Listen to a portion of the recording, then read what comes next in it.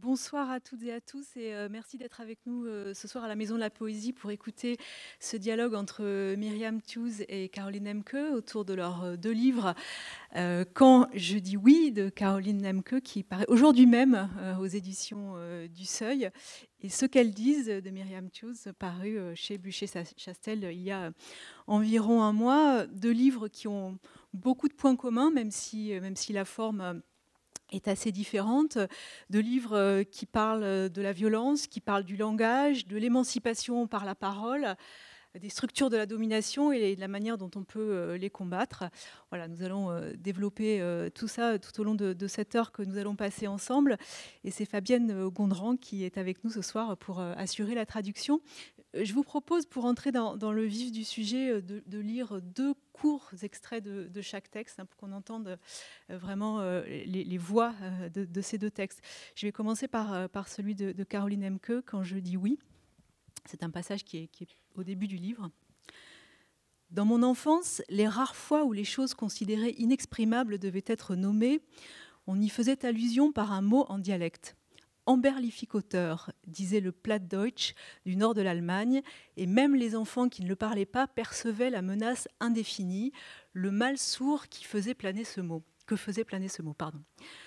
Ne te laisse pas amberlificoter, nous disait-on avant de nous envoyer dans le vaste monde, à l'école ou au terrain de sport. Un terme qui touchait au danger, mais en décalé.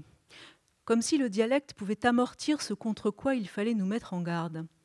On nous interdisait de répondre à un inconnu qui nous amberlificoterait, comprendre, nous adresserait la parole avant de nous emmener avec lui. Mais ce qui se passerait une fois que cet inconnu nous aurait pris, motus et bouche cousue. Nous l'acceptions sans broncher, nous l'acceptons toujours.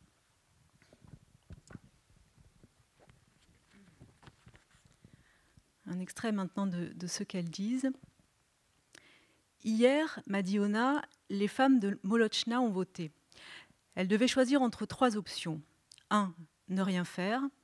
2. Rester et se battre. 3. Partir. Chacune de ces options s'accompagnait d'une image, ces femmes ne sachant pas lire. Remarque, je n'ai pas l'intention de souligner ce fait à tout bout de champ, mais il est essentiel à la compréhension de certaines actions. Neige Friesen, âgée de 16 ans, fille de la regrettée Mina Friesen et pupille de sa tante Salomé Friesen, a dessiné les images. Ne rien faire était illustré par un horizon désert. J'ai pensé, sans le dire, que l'image aurait tout aussi bien pu s'appliquer à l'option du départ. Pour rester et se battre, Neige a dessiné deux membres de la colonie engagés dans un duel au couteau. Les autres ont jugé l'illustration trop violente, mais elle a le mérite d'être claire. Sur la troisième illustration, Partir, on voyait l'arrière-train d'un cheval. Une fois de plus, j'ai pensé, sans le dire, qu'elle pouvait tout aussi bien suggérer le départ d'autres membres de la colonie, vus par les femmes. Myriam Tooze, Ce qu'elles disent est votre troisième roman, paru en France après Drôle de tendresse et Pauvre petit chagrin. Ce texte est inspiré d'une histoire vraie qui a eu lieu en Bolivie entre 2005 et 2009. Pendant 4 ans, plusieurs centaines de femmes ménonites ont été anesthésiées avec un puissant hypnotique utilisé pour les animaux. Pendant la nuit, elles ont été violées par les hommes de leur propre communauté. Alors, il faut expliquer que les ménonites vivent coupés du monde et imposent des règles très dures qui empêchent notamment les femmes d'avoir accès à l'éducation. Et vous avez transposé cette histoire en fiction en imaginant que 8 de ces femmes se réunissent dans un grenier à foin et prennent la parole pendant 48 heures, donc pendant que les hommes sont absents, et vous montrez comment ces femmes vont se libérer par la parole. Je précise que vous-même êtes né dans une communauté ménonite au Canada et que vous en êtes parti à l'âge de 18 ans pour vivre à Montréal. Caroline Emke, vous avez étudié la philosophie, les sciences politiques, l'histoire. Vous avez été reporter de guerre pendant 15 ans, je crois. Vous avez arrêté en 2013. Quand je dis oui est votre troisième livre publié en France aux éditions du Seuil, après Contre la haine et Notre désir. Ce nouveau livre est un texte court que vous avez d'abord lu à voix haute dans de nombreux théâtres, notamment la Schaubühne à Berlin. Et c'est un texte donc, qui part d'une réaction au mouvement MeToo, mais qui questionne plus largement le langage et ce que vous appelez les voiles rhétoriques qui le recouvrent. Vous questionnez également dans ce texte la nature du pouvoir hein, qui est à l'œuvre dans les histoires d'abus sexuels ou de harcèlement, et puis la manière dont nous pouvons collectivement nous défaire des images, des tabous, des habitudes qui conditionnent au fond notre manière d'agir. Voilà, j'ai fini cette longue introduction. Myriam Tjoos, très simplement, comment vous êtes-vous emparée de cette histoire réelle qui a fait beaucoup de bruit à l'époque et qui a forcément résonné très fortement avec votre histoire personnelle? Quelle a été votre réaction quand vous avez entendu cette histoire et pourquoi en faire une fiction? I first heard the story. Probably is my microphone? Yeah. No.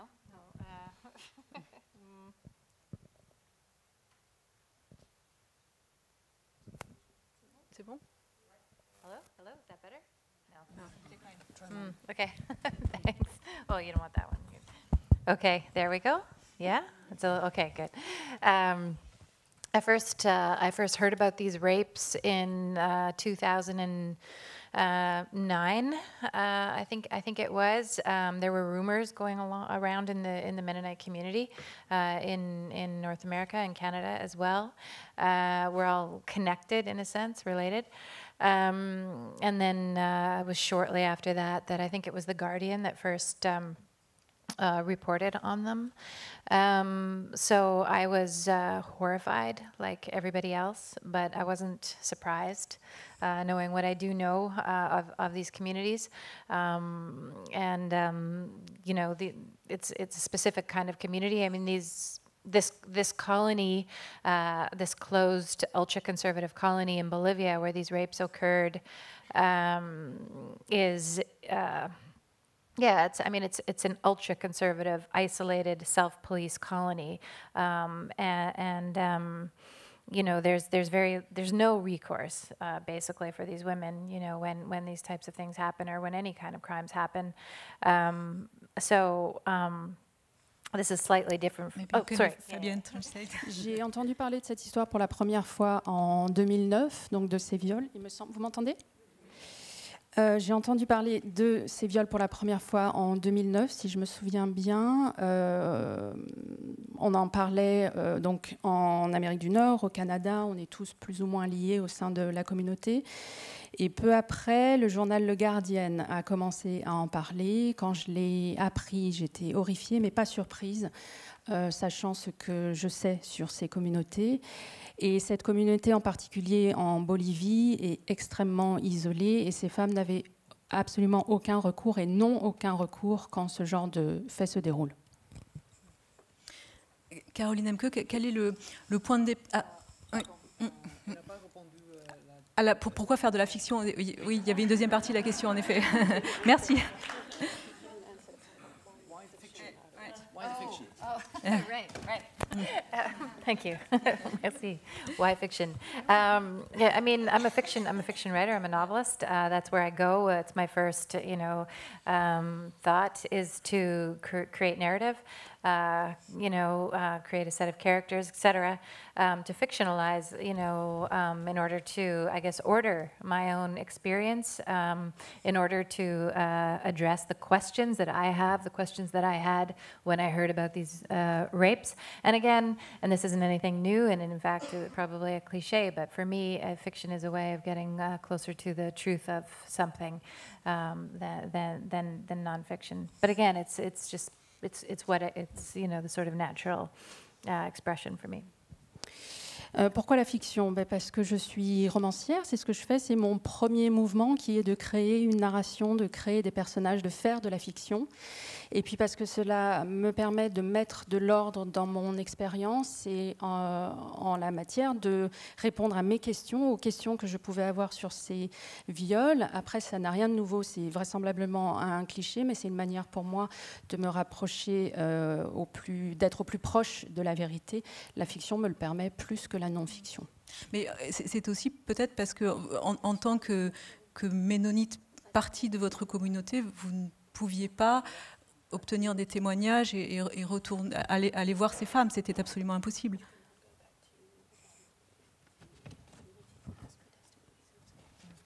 I can't go. I'm not welcome in this particular colony or any closed ultra-conservative colony. That's outsiders aren't welcome. But especially I wouldn't be allowed in. I mean, I've asked. There have been people, women especially, who have come to my readings, you know, in Canada and other places, and have said that there's no way that I would be able to go in and talk to these women. They know that I'm writing about the Mennonite community.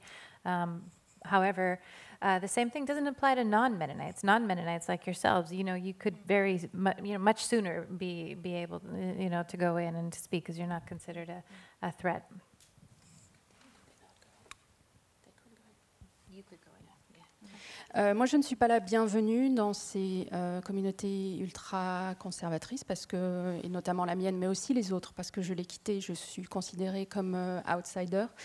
Et il m'est arrivé de rencontrer des femmes lors de mes lectures, notamment au Canada, mais aussi ailleurs, et toutes m'ont dit qu'il n'y avait absolument aucun moyen pour moi d'accéder de nouveau à la communauté, que je n'étais pas la bienvenue, d'autant plus qu'ils savent que j'écris sur la communauté ménonite. En revanche, vous auriez peut-être plus de facilité que moi pour y accéder. Caroline Emke, quel est le point de départ de ce texte? Je le disais tout à l'heure qu'il était un texte que vous avez d'abord lu devant un public pour le théâtre. Pourquoi cette forme spécifique pour traiter de ce sujet? Yeah, thanks very much for having us. It's quite funny, I didn't plan to write on this topic at all. So as you all probably, I was following the news on various different cases of the Me Too debate. And I think there was lots of focus always on individual cases, on Strauss-Kahn before, and then on Weinstein, and then, you know, various individual cases. And I realized that didn't concern me that much, but the less I was reading the papers, the more my own, I don't know, sentiments emerged, the more I was haunted by these questions. I'm really haunted by the questions. And Merci beaucoup de nous recevoir ce soir. Pour répondre à votre question, moi je n'avais pas prévu d'écrire sur le sujet, mais j'étais vraisemblablement comme vous, je suivais les infos, aux infos, tout ce qui se disait sur le débat autour de MeToo. Et à l'époque, l'accent était plutôt mis sur des cas individuels. Il y avait Strauss-Kahn, il y avait Weinstein, c'était des cas particuliers, et je me sentais pas tant concernée que ça. Mais ce qui s'est passé, c'est que moins je regardais les informations et plus mon propre ressenti affleurait à la surface, et j'ai commencé à me sentir véritablement hantée par le sujet. And I think it was actually Catherine Deneuve with this. No, I'm sorry. I adore Catherine Deneuve. I'm a great admirer. Just her comments on flirting, on French gallantry, is that the term? Really upset me. Really upset me. No, I'm you know, because I think I was so furious because I do not want this discourse on the questions of violence and the questions of sexual abuse to suggest that the people who criticize violence are not people who don't want sexuality and desire. We do want sexuality and desire. We just don't want abuse. But abuse is not sexuality. So I think I was really, really furious about this kind of suggestion that you know, you can have only either or. Et c'est quand j'ai entendu Catherine Deneuve, que au demeurant j'admire son travail, mais quand elle a fait ce commentaire sur le flirt, la galanterie à la française, je crois que c'était l'expression, que vraiment ça m'a contrariée, vraiment j'étais hors de moi et j'étais furieuse parce que je ne voulais pas de ce discours qui tend à dire que les gens qui ne veulent pas des abus sexuels et de la violence ce sont des gens qui ne veulent pas du désir dans la sexualité, comme si les deux choses devaient être dissociées, alors qu'il faut dissocier l'abus de la sexualité. Et je n'aimais pas ce sous-entendu qui tendait à dire que ce n'était pas ce que l'on souhaitait. And if I may add one thing to the forum, if I could write fiction, I might write fiction. I just have no gift, so that doesn't work. But I did not want to write a text that's a philosophical argument. I did not want to write an essay that sounds knowledgeable. I think the discussion of sexuality and the discussion of Me Too is a question of vulnerability. It is a question of also of le regard, the gaze. It's being looked at and looking at others. And so I felt the most radical form to address these questions would be to actually go on stage and sit there with my body, myself being as vulnerable as I could be, being looked at by an audience. And it's an oral text. I mean, even now it's a book, but it is written as if spoken. It's a very, very hybrid form. It's I think in that sense very different from Miriam's, because Miriam's is much more elegantly framed and sort of built together, and mine is a bit more all over the place. Et si je pouvais écrire de la fiction, vraisemblablement que je m'y frotterais, mais je crois que je n'ai aucun don pour ça. Pour moi, ça ne marche pas. Pour autant, je ne voulais pas écrire un texte qui soit un essai philosophique ou qui se présente comme un écrit érudit. La question de la sexualité et de MeToo aborde la question de la vulnérabilité, la question du regard, the gaze en anglais, c'est-à-dire le fait d'être regardé et de regarder d'autres personnes. Et je voulais attribuer à ce travail une forme qui, selon moi, la plus radicale possible, était, moi, en tant que corps, en tant que personne, de monter sur scène, d'être vulnérable et de me prêter à ce regard des autres. Et donc, quand bien même le livre paraît aujourd'hui sous forme écrite de livre, c'est un texte avant tout oral et qui offre une forme d'oralité hybride qui est du coup très différente de ce qu'a écrit Myriam, qui me semble beaucoup plus cadré et beaucoup plus élégant dans sa forme. Et c'est un texte aussi qui permet au spectateur ou au lecteur de se dire mais qu'est-ce que moi j'aurais fait dans cette situation. Enfin, il y a quelque chose de très immédiat qui invite au dialogue comme ça. Yeah, exactement. That's what I wanted. I mean, what I wanted was I wanted a text that is an invitation that people can. That it has certain scenes and situations in the text that I experienced, but I don't want to suggest this is how someone has to respond or this is what someone has to feel, but it is situations, I think, that all happen to all of us where you're witnessing something's wrong, where you witness somebody is mistreating somebody else, where you witness sexism or just rudeness or the denigration of a woman, and you don't know how to respond always in the first place. You don't always know if you should fight or just leave. And so I wanted this book to include as many examples as possible where people can relate to, but then also question our own complicitness with structures of power, with structures of tabooing and silencing the pain of women or young men. It's evidently also young boys or men, but that's what was really important for me about this book. Et ce que je voulais dans ce texte, c'était également inviter par des scènes, par des situations dont j'avais fait l'expérience, à réfléchir sur des cas de figure. Je ne voulais pas écrire une feuille de route qui dicte une réaction à avoir dans un cas de figure donné, mais je voulais donner des exemples. On a tous vécu un moment où on est témoin d'une scène où ça ne se passe pas bien, un cas de maltraitance, des exemples de sexisme, d'impolitesse, de dénigrement d'une femme. Et on ne sait pas toujours comment réagir. On ne sait pas s'il faut rester et affronter l'instant ou s'il faut partir.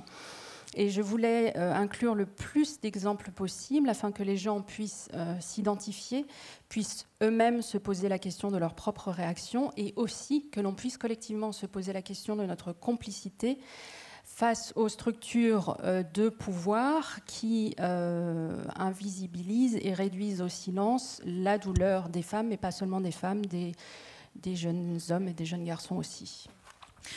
Myriam Thieu, si on parle de la forme de votre livre, l'histoire que vous racontez se passe en 48 heures, donc dans un temps très ramassé, dans un lieu clos, et votre narrateur est un homme. Alors, on ne l'a pas forcément compris là dans le passage que j'ai lu, mais c'est un homme dont les parents avaient été excommuniés de la communauté et puis qui a choisi lui-même de revenir. C'est un homme qui lit des livres et que ces femmes vont prendre au fond comme scribe. Pourquoi cette forme ? Pourquoi ce narrateur masculin ? For several reasons. First of all, like you said, I mean, August Epp, the narrator, sort of occupies this liminal space between the interior world of the colony and the external world, and can bring that kind of anecdote and that kind of sort of snippet of thing to the narrative, which it allows for a type of breather in a sense for the reader from the kind of harshness of the reality of the women's lives, but there are more important reasons. First of all, the women are illiterate in this community. They don't read and write. So when I determined that it would be the context of the book would be the minutes, somebody would need to take the minutes, and it would have to be a male. In the end, the minutes are, of course, irrelevant. They don't matter. The women can't read them anyway, and the hope is that the women will go on to write their own stories. But I wanted to subvert those roles. So August Epp is there. He's asked to take the minutes. He's there to listen and to learn, and then to do with this information, what he thinks is best. And the women are the philosophers, the doers, the planners, the thinkers. It's an act of compassion on one of the women's parts, a friend of his, to invite him to take the minutes. She senses that he's despairing. He's also a marginalized, mocked character, man, considered a half man, not a real man within the context of this community. And she says, look, August, come with us, women. Just come with us. You'll be safe with us in the loft. And here, sort of as an afterthought, we'll give you this task. You can write down what we say. Il y a plusieurs raisons. D'abord, Auguste occupe cet espace qui est à la limite entre l'intérieur et l'extérieur de la communauté. Donc il apporte son petit lot d'anecdotes, ce petit plus et toutes ces respirations qui permettent au lecteur de sortir un petit peu de la dureté, de la réalité de la vie des femmes qui est dépeinte. Et puis de manière plus importante, ces femmes sont illettrées, donc de toute façon elles ne peuvent pas lire, elles ne peuvent pas écrire. Donc il fallait trouver un protagoniste masculin qui lui soit habilité à écrire ces minutes, ces comptes rendus de leurs réunions, qui au demeurant ne servent à rien puisqu'elles ne pourront jamais les lire. Mais l'idée, l'espoir, c'est un peu qu'à leur tour, elles puissent écrire et s'emparer de leurs propres histoires. Et je voulais ménager un peu une inversion des rôles, c'est-à-dire que Auguste, c'est celui qui écoute, c'est celui qui apprend, et les femmes sont celles qui vont philosopher, penser, être actives, agir. Et son intervention est le fruit d'un geste de compassion de la part d'une des femmes qui se rend bien compte que son ami est au bord du désespoir parce qu'il n'est pas bien considéré dans la communauté, qu'on le voit comme une moitié d'homme, qu'on ne le prend pas au sérieux et qu'il est l'objet de beaucoup de moqueries. Donc elle lui dit « Viens avec nous les femmes à l'intérieur de cette pièce ». Et en fait, elle lui donne une tâche pour l'occuper, qui est donc la tâche d'écrire ses comptes rendus. Caroline Nemke, vous parlez aussi de la place des hommes dans ce livre. Comment on peut déconstruire les stéréotypes de la masculinité, comment on doit tous et toutes se rendre compte que les hommes sont aussi victimes de violences. Alors, je pense à cette photographie qui est dans le livre, photographie d'un jeune homme que vous avez rencontré en Afghanistan. Peut-être vous pouvez en parler, parce que vous avez mis cette photo parce que ça a été pour vous une prise de conscience, quelque chose que vous aviez oublié, et puis soudain vous vous êtes souvenu de cette photo et de ce jeune homme. Yes, indeed. I mean, I think that is something that was very important to me, that if we question power structures, we have to do it along all categories and intersectionally, and not just along the lines of, traditionally understanding male and female. But the story that you refer to in the book is something that happened to me. I traveled to Afghanistan in 2001, 2002, and 2003, and in the year 2001, I met a very young teenager who was kept as a houseboy by Afghan soldiers. And they had actually kidnapped him in Pakistan and had carried him along throughout the war, wherever they went, and he was supposed to take care of what they ever asked him to do. And when I met him, I think he was, 14, maybe 15, and had spent already the entire war with the militia. And he was there to serve us tea. And when he'd served us tea, he disappeared and was suing the uniforms of the soldiers. And that was in 2001, and all my life I thought about this boy. And all my life I thought, what a sad life that was, that a boy would just be kidnapped in northern Pakistan and had to he wasn't, it wasn't a child soldier. He wasn't asked to fight. He was just asked to do whatever they wanted him to do.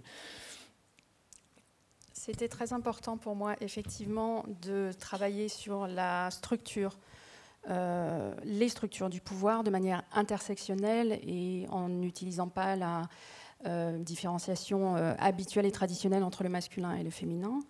Et effectivement, en 2001, 2002, 2003, je travaillais en Afghanistan. Et en 2001, j'ai fait la rencontre d'un jeune adolescent qui était retenu prisonnier par des soldats afghans. Il avait été kidnappé au Pakistan et les soldats l'avaient trimballé avec lui d'endroit en endroit, de lieu en lieu, au gré de la guerre. Et en fait, il leur servait un peu de personnel d'intérieur. Quand j'y étais, moi, il nous servait le thé, donc il apparaissait, disparaissait dans la pièce pour faire le service. Et quand il a eu fini de nous servir le thé, il s'est occupé de recoudre, de réparer les uniformes des soldats. Et ça, c'était en 2001. Il avait été kidnappé, c'était dans le nord du Pakistan. Alors, c'était pas un soldat, c'était pas un enfant soldat. Mais il servait la milice. Et toute ma vie, je me suis dit, mais quel triste sort, quelle triste vie. Qu'a-t-il bien pu arriver à cet enfant?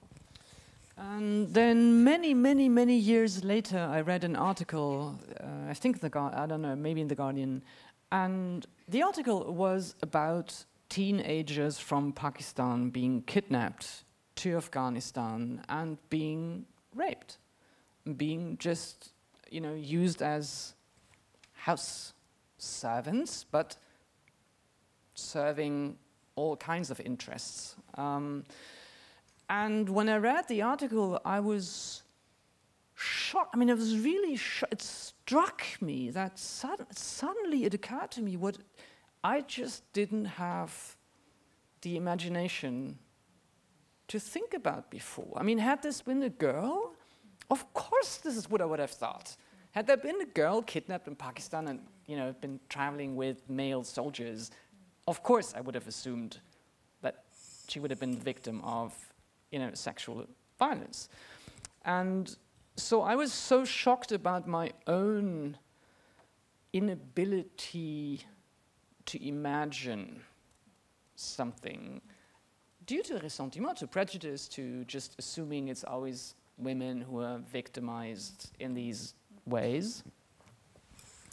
Et bien des années plus tard, j'ai lu un article, je crois que c'était dans le Guardian, sur un jeune adolescent qui avait été kidnappé au Pakistan, amené en Afghanistan et qui était donc servant de la milice domestique, de la milice et des soldats, mais qui servait toutes sortes de besoins puisqu'il était victime de viol. Et le choc pour moi a été énorme quand j'ai soudainement compris que je n'avais pas eu l'imagination nécessaire pour comprendre sur le moment ce que je voyais. C'eût été une fille, une jeune fille, j'aurais évidemment compris qu'elle était victime de violences sexuelles, mais mon incapacité à imaginer quelque chose en raison des préjugés qui sont les miens et du fait qu'on associe plus volontiers et plus facilement la violence sexuelle aux femmes, m'a vraiment interrogée sur ce point. And I think this is what's for me so interesting about your book, also, but also about the François Ozon film on the abuse of the Catholic Church in Lyon. Is in the film there's many women, you know, the mothers or the secretary who knew something was wrong, but they just couldn't imagine really these deeds. And there's a connection between could not and don't want to, evidently. But for me, the interesting thing about the book is your book starts when they have accepted, I mean, when they believe this is really what has happened to us.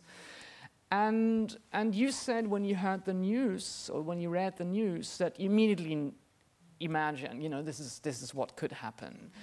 And I think what for me is so interesting, and also I think what my book is very concerned about, is the moments before that. How do we actually read reality? How do we actually come to understand the structures of violence and, you know, and the structures of power if we're permanently growing up with a certain language, certain taboos, certain practices, certain rituals, certain institutions that socialize us into these, you know, lies. And so that's what I found fascinating about the book, and that's where, but I start sort of somewhere else. Sorry, that was long. Et votre livre, et d'ailleurs ça m'a fait penser au film de François Ozon sur les abus de l'Église catholique à Lyon. Il y a des personnages féminins dans ce film, des mères, des secrétaires, qui sont pareils, qui ne pouvaient pas imaginer les faits. Après, la frontière est très fine entre ne pouvait pas et ne voulait pas. Et là où votre livre est très intéressant, c'est qu'il commence au moment où les femmes ont conscience de réellement ce qui s'est passé et le croient et le prennent en tant que tel. Et d'ailleurs, vous avez dit vous-même que lorsque vous aviez appris ce qui s'était passé en Bolivie, vous n'étiez pas surprise. Et ce qui m'intéresse, moi, ce sont tous les moments qui se déroulent juste avant cette prise de conscience, c'est-à-dire comment passons-nous à une lecture de la réalité, comment comprenons-nous les forces à l'œuvre dans la construction de la violence, dans les constructions de pouvoir, qu'est-ce qui fait que le langage, les tabous, les rituels, les institutions nous mettent dans une posture sociale qui fait que l'on accepte les mensonges. Vous voulez répondre, Myriam? Yeah, I mean, you know, it's true. This type of sexual violence is so commonplace. It's normalized. It's expected. It's sanctioned in these types of, you know, religious, patriarchal, fundamentalist, authoritarian communities, run and organized by the religious male leaders of the community with no outside interference. So You know, you know, it's just sort of, I mean, the numbers of the statistics, the numbers of domestic assault, sexual violence are so high in these communities. My mother was a social worker for a while, and one of her clients who had managed to escape one of these colonies, the entire family had left and gone from the ultra-conservative colony in South America to our less conservative but still conservative colony in Canada, and she had this woman, this mother, had said to my mother, you know, well, things are good now, you know. Now my husband is leaving me alone and going after our teenage daughters.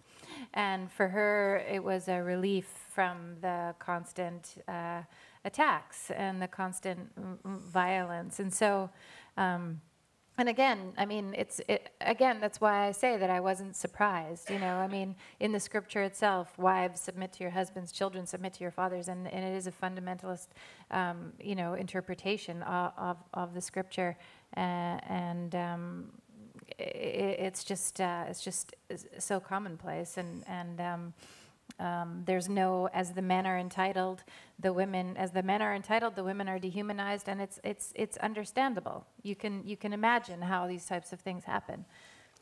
Et cette violence sexuelle est tellement répandue, normalisée, attendue dans les communautés religieuses patriarcales, fondamentalistes et autoritaires dont il est question dans le livre,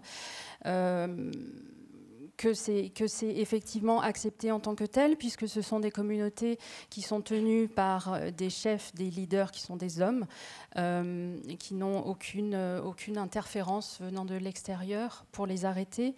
Et les statistiques, les chiffres sur la violence domestique dans ces communautés sont faramineux, sont très très élevés. Ma mère a travaillé comme assistante sociale et elle a eu un jour affaire à une femme qui s'était échappée avec sa famille d'une communauté d'Amérique du Sud ultra-conservatrice pour arriver dans notre communauté à nous, qui était un petit peu moins sévère, au Canada. Et cette mère a raconté à ma mère qu'elle était plutôt contente et soulagée parce que son mari l'a laissée tranquille et s'en prenait dorénavant à ses filles adolescentes. Ce qui montre le climat de violence constante à l'œuvre dans ces communautés, ce qui explique pourquoi tout à l'heure, une fois encore, je disais que je n'étais pas surprise. C'est une lecture fondamentaliste de la Bible qui dit qu'il faut se soumettre à son époux ou à son frère.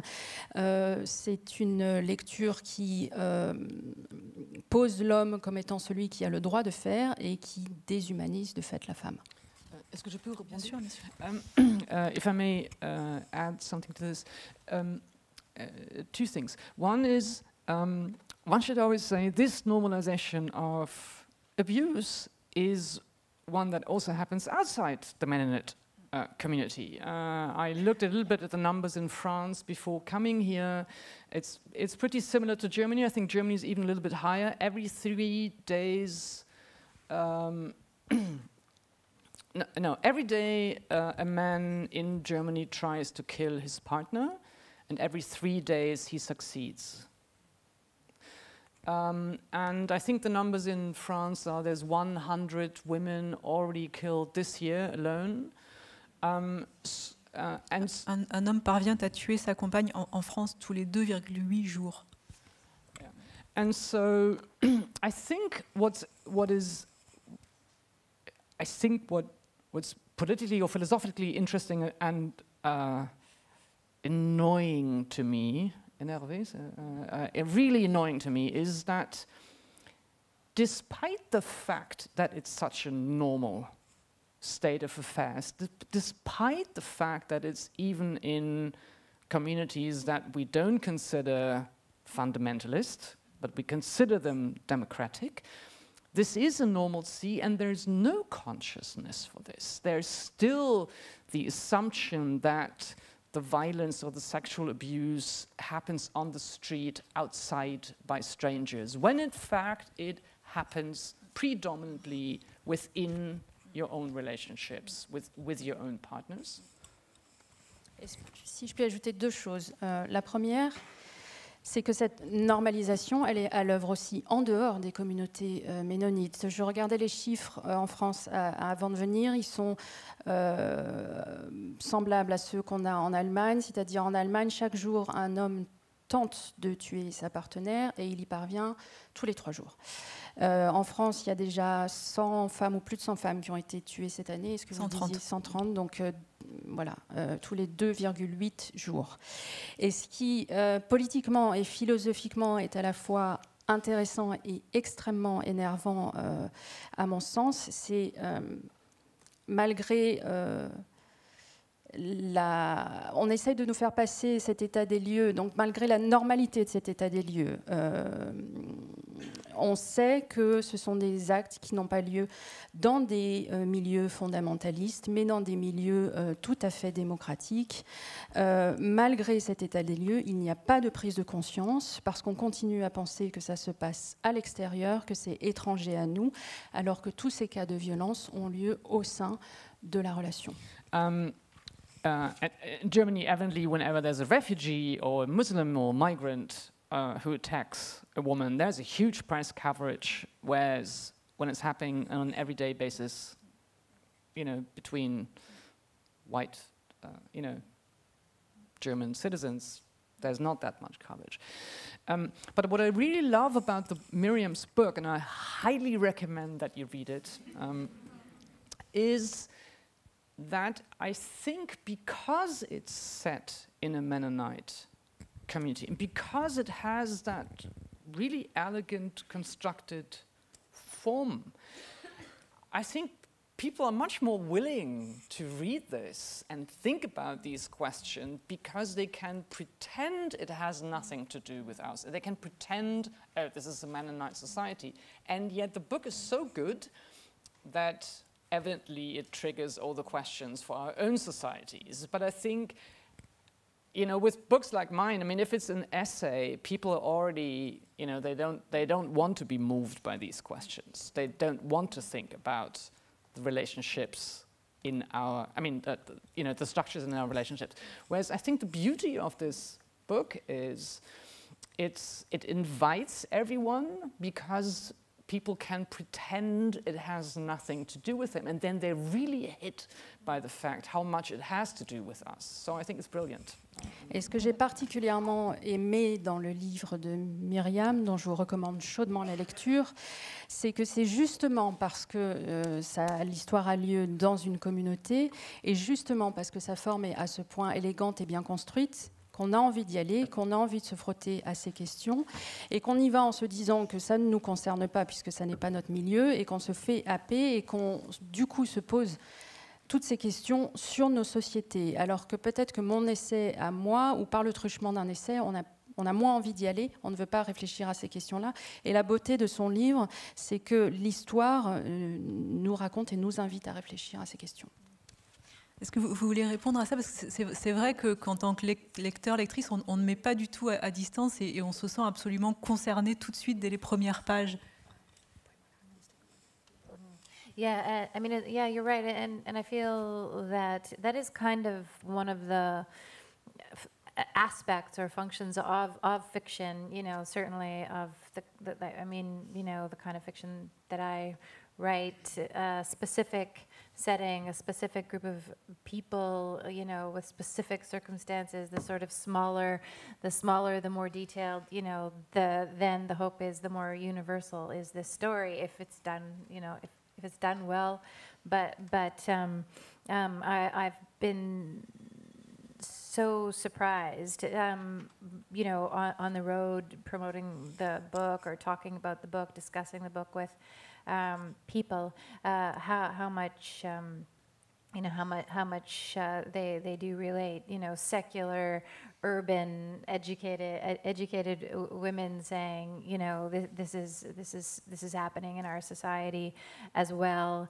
The idea that we're not believed, or that when we do say, if maybe we're believed, we're told to, you know, yeah, but I mean that happens, right? You know, I mean it's not a big deal. I mean you weren't this or you weren't that, you were only that. So therefore, you know, that constant rationalization, that constant minimalizing the violence. Yeah, and as far as you know, the idea of the readers thinking about this group of kind of freakish people, people that, I mean, the whole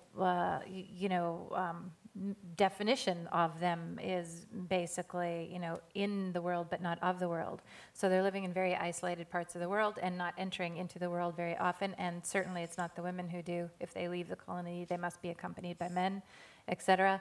It's easy for us to think of these people as almost not real, almost as these sort of cult, members, freakish, medieval, kind of society.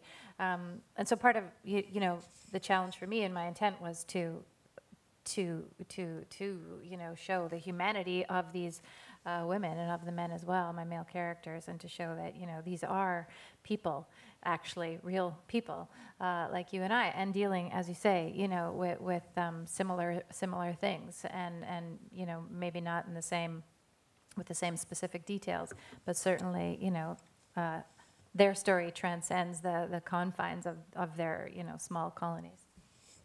C'est un aspect, et c'est certainement la fonction de la fiction, en tout cas dans ma manière de l'aborder, c'est de partir de lieux, de gens, de situations et de choses très très détaillées, très très minutieuses, en espérant à partir de là pouvoir créer un propos d'une plus grande universalité, en tout cas si c'est bien fait.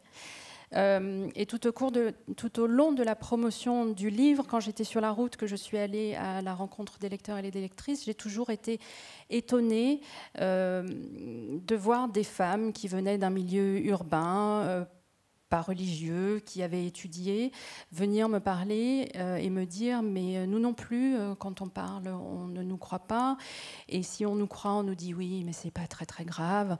Et il y a sans cesse ce mouvement qui consiste à minimiser la violence et à la rationaliser.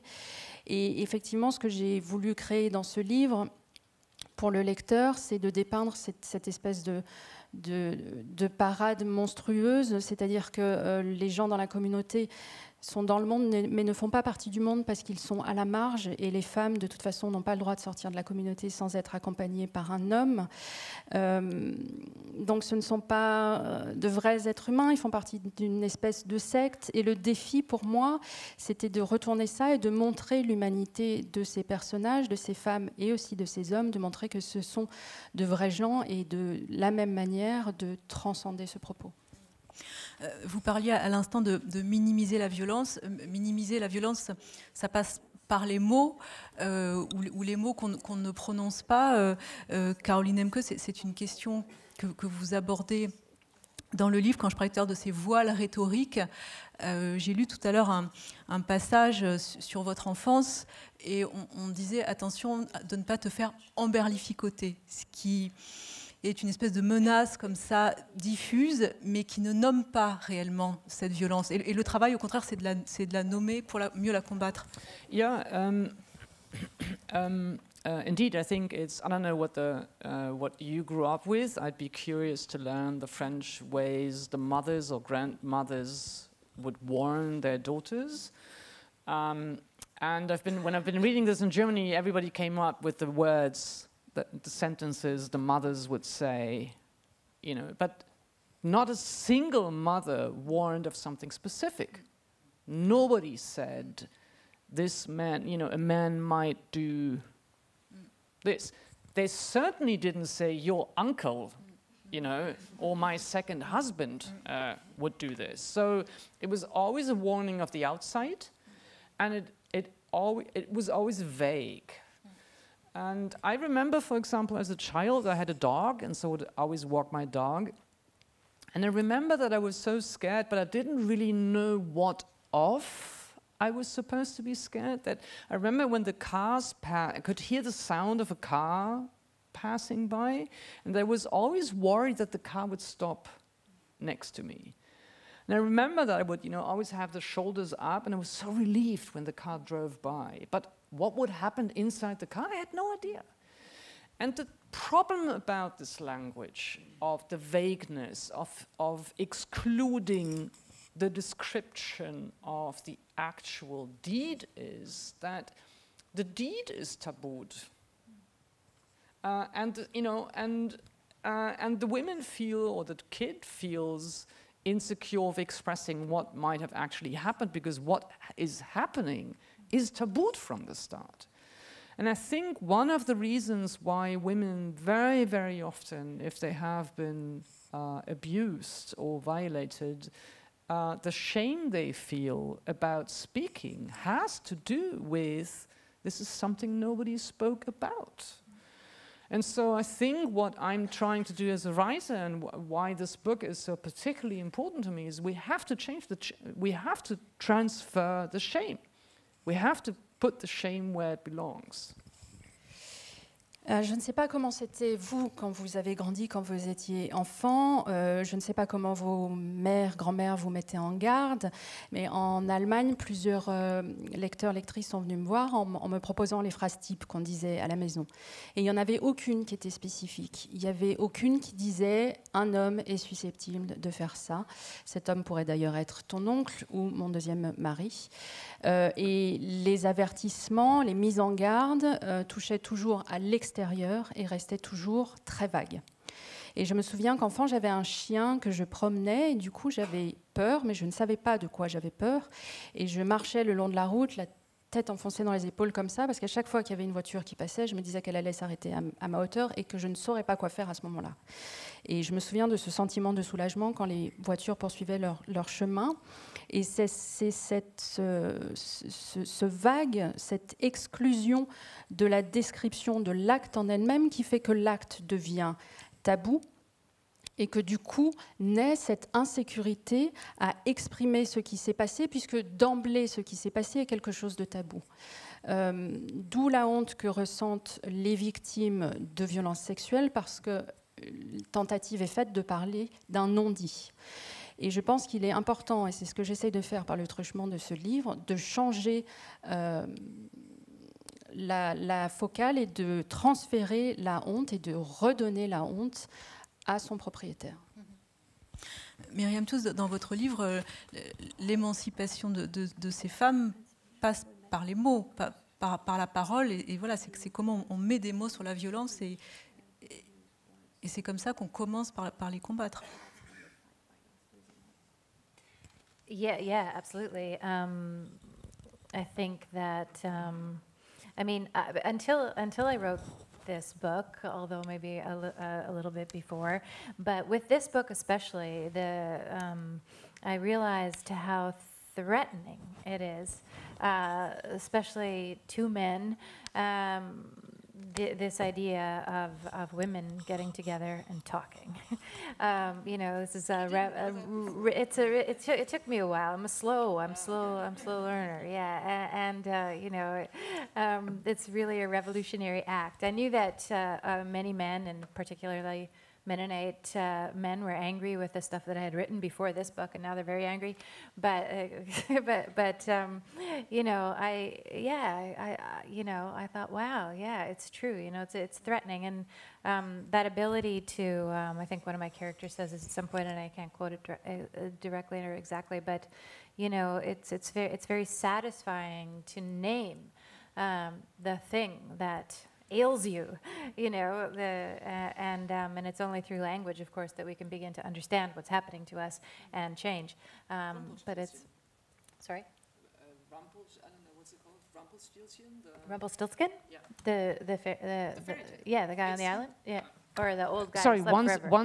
once you know the name of it, it can't haunt you anymore. It loses its power. Yeah, absolutely. Yeah, and so so the idea of language and talking is absolutely an act of resistance and change. The first step. Jusqu'à ce livre, je n'avais pas vraiment réalisé à quel point ça pouvait être menaçant, notamment pour les hommes, l'idée que des femmes puissent se rassembler pour parler.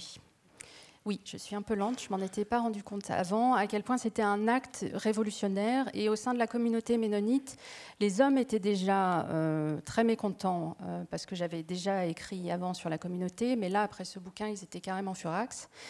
Et il y a cette capacité, alors un de mes personnages le dit, je ne saurais pas vous le citer précisément, mais qui explique à quel point c'est satisfaisant de pouvoir mettre des mots sur les choses qui lui font du mal. Et donc c'est ce que vous disiez sur le fait qu'une fois que l'on peut nommer les choses, elles cessent d'exercer un pouvoir sur nous et elles arrêtent de nous hanter. Alors malheureusement, je me rends compte qu'il nous reste déjà plus beaucoup de temps. Peut-être une ou deux questions politiques, vraiment sur la réception du mouvement MeToo dans vos pays respectifs, en Allemagne et au Canada, parce que c'est peut-être un peu différent de ce qui s'est passé en France. C'est notamment intéressant, Caroline Emke, de parler de la différence que vous faites entre le slogan MeToo et le slogan Balance ton porc, qu'on a eu nous en France. Yeah, I write a little bit in the book about the French slogan, Balance ton porc. I remember I had the first discussion actually with Fabienne about this. To me, there was a huge problem about the slogan. Not just the language. I'm not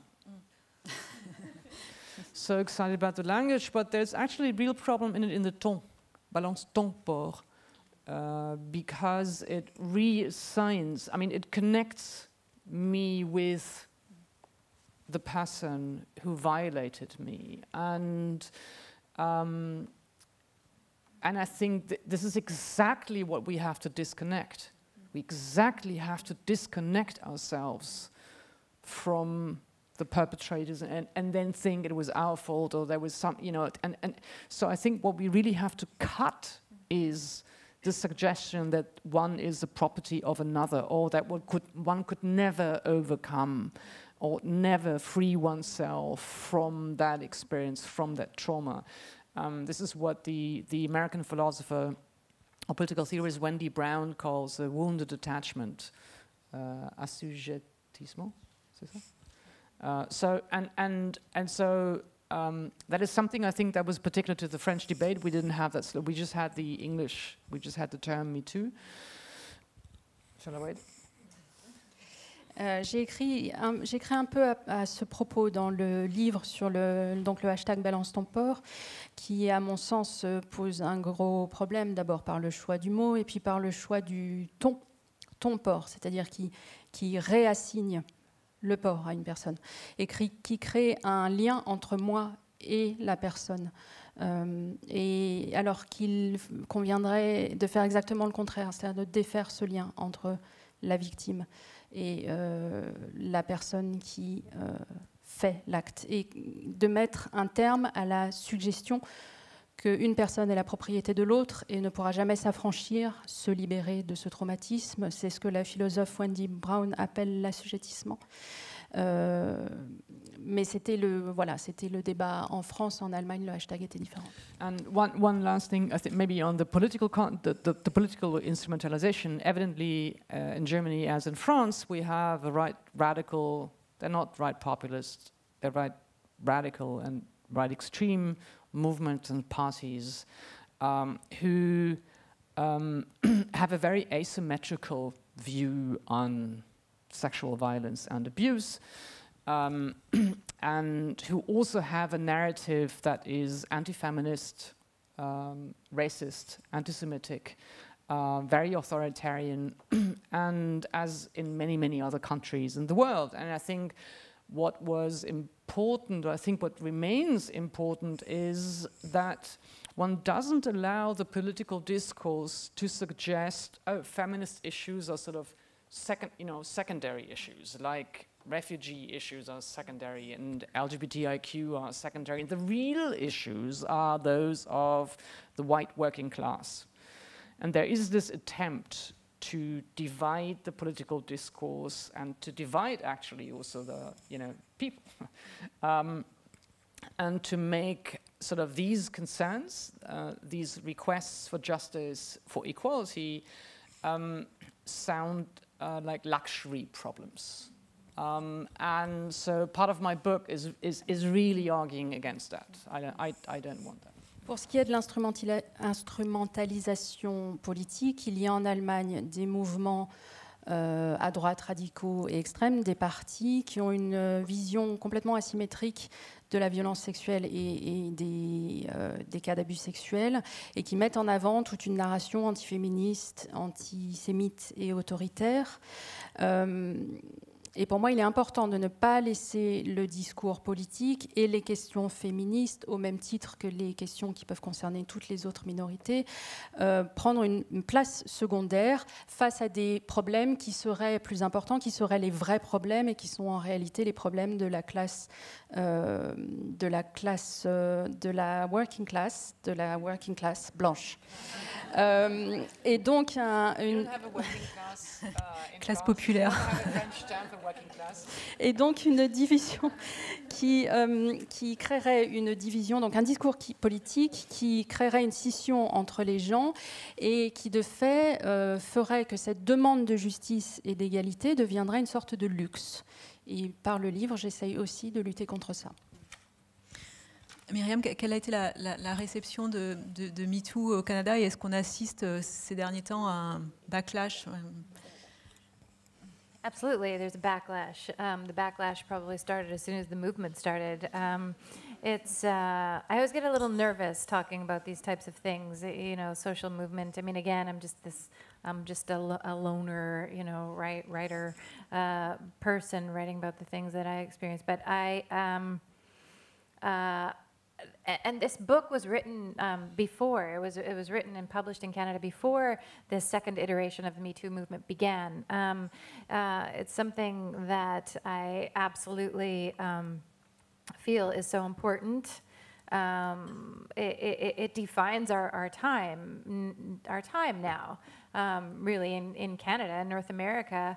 To such a degree. I mean, it's something that everybody's talking about, almost everybody. The thing is, though, that there are divisions within. I mean, for instance, you know, these Mennonite women and other marginalized women, and you know, who you know, of course, don't have the luxury or you know, the freedom of, you know, even thinking or talking or even knowing about, you know, this Me Too movement. But at the same time, it's so important.